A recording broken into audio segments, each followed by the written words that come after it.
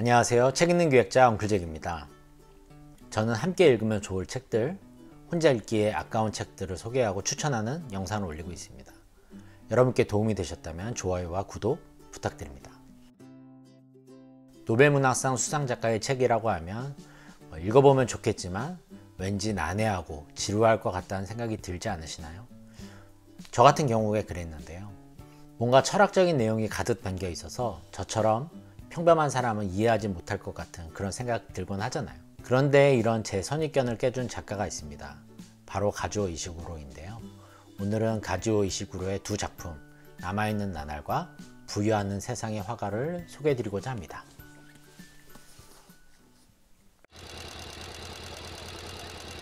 제가 보유하고 있는 두 책은 전부 미음사 버전을 가지고 있는데요. 미음사의 모던 클래식이라는 시리즈에 포함되고 있는 작품들입니다.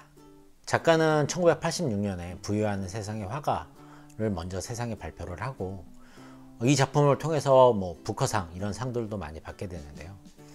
3년 뒤인 1989년에 남아있는 나날을 발표하게 됩니다. 이후에 나를 보내지마, 파묻힌 거인들과 같은 작품들을 연달아 발표를 하면서 2017년에 드디어 노벨문학상을 수상하게 됩니다. 저도 처음에는 나를 보내지마를 먼저 읽게 되었는데요. 처음에 읽게 된 이 작품이 너무 매력적이어서 그 앞선 작품들을 다 찾아서 읽어보게 되다가 이 두 작품을 읽게 되었습니다. 그 중에 이 두 권을 가져온 이유는요. 이 두 이야기가 굉장히 다른 이야기, 다른 시대 배경, 다른 이야기를 다루고 있지만 그 안에 주제는 같기 때문에 함께 읽어보면 더 좋지 않을까라는 생각이 들어서 이 두 권의 책을 가져오게 됐습니다. 먼저 남아있는 나날의 스토리를 간략하게 말씀드리면요. 영국의 한 귀족 집안의 평생을 집사로 일했던 주인공이 주인이 바뀌고 나서 새로운 주인이 휴가를 허락하면서 한때 사랑을 했으면서 함께 같이 일을 했던 켄톤 양을 찾아가는 여정을 그린 소설입니다. 여행 가운데 회고 형식으로 자신의 삶을 돌아보게 되면서 직업에 대한 프라이드, 신념 이런 내용들을 영국의 시대 배경과 함께 굉장히 세밀하게 그려낸 소설입니다. 부유하는 세상의 화가는 시대 배경이 2차 세계대전 이후에 일본을 다루고 있습니다. 2차 세계대전 이후 은퇴한 화가인 주인공이 딸을 결혼시키기 위해 주변 사람들을 찾아가서 평판을 잘 얘기해 달라고 부탁을 하기 위해 여러 집안들을 만나러 다닌다는 얘기를 다루고 있습니다. 제가 볼 때 이 소설에는 크게 세 가지 정도의 공통점이 있는 것 같아요. 첫 번째로는 전문직을 다루고 있다는 점입니다.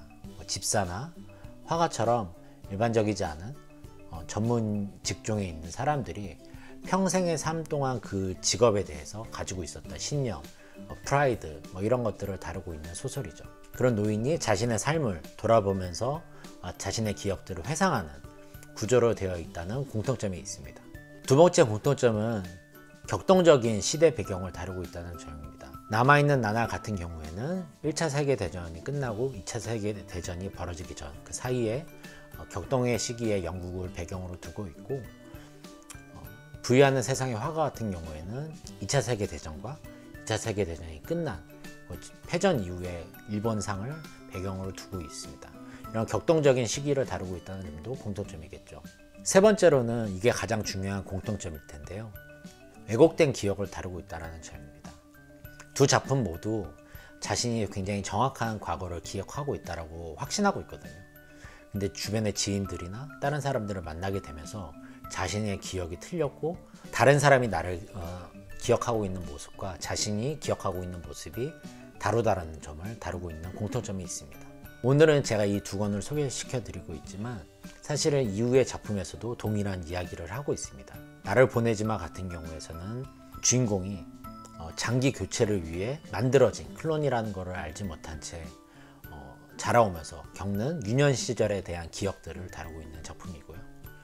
파묻힌 거인 같은 경우에는 중세의 판타지를 배경으로 해서 어떤 용의 입김 때문에 기억을 잃어버린 노 부부가 자신들의 기억을 찾아가는 과정을 다룬 소설입니다. 이렇게 가즈오 이시구로는 일관된 이야기를 하고 있는 작가입니다. 두 작품을 비교해 보시면 아시겠지만 본인의 기억과 타인이 나를 기억하는 기억이 다른 거죠. 어디서 본 건데요. 이런 가즈오 이시구로의 문학 세계를 낭비된 삶이라고 표현하는 경우를 본 적이 있습니다.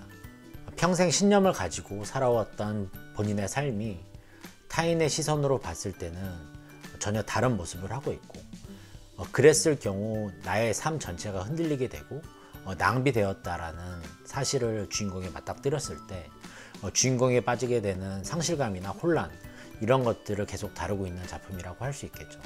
이렇게 한 주제에 대한 문학적인 집착이나 탐구, 이런 부분 때문에 아마도 노벨 문학상을 수상까지 하게 된 거 아닐까 생각이 듭니다. 가즈오 이시구로의 책을 접하기 전에 한 가지 아셔야 되는 점은 내용이 조금 지루할 수도 있다는 점입니다. 제가 생각하기에 집사나 일본인, 이렇게 의견을 완곡하게 표현하는 것들에 익숙한 사람들이잖아요. 주인공이 그런 사람들이다 보니까 그런 걸 수도 있겠지만 문장 자체가 조금 만연체로 되어 있어서 이런 부분에만 좀 적응을 한다면 굉장히 재밌고 푹 빠져들 수 있는 작가가 아닌가 생각이 듭니다. 만약 노벨 문학상 수상 작가의 책을 읽어보고 싶으시다면 가즈오 이시구로의 책으로 시작해보는 것도 굉장히 좋은 선택인 것 같아서 오늘은 가즈오 이시구로의 작품 2개를 소개시켜 드렸습니다. 네, 오늘은 여기까지고요. 모두 즐거운 독서 생활 되시길 바랍니다.